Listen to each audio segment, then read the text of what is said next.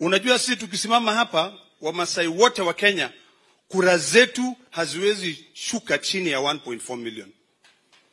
Na unaona kama Kalonzo anakimbia huko, anasema Wakamba wake 1.4, hata sisi Wamasai tutaenda mpaka kutoka Marsabit mpaka Kajiado, na tutakuwa na hiyo 1.4 na tutasupport William Ruto na Raila Amolo Odinga. Na hiyo tu ndio tunataka kufanya. Kwa sababu tukifanya hivyo, leo tumeimba, tumesema tuko na shida. Your Excellency, mimi najua wewe ni mtu ambaye you mean good for this country. Because I have observed.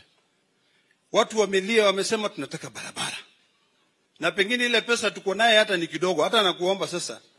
Tuko na hii bill ya additional allocation of revenue. Na tunapigana na wabunge kidogo kwa sababu ya RMLF. Juzi ile tulipitisha Senate, tulitoa hiyo RMLF.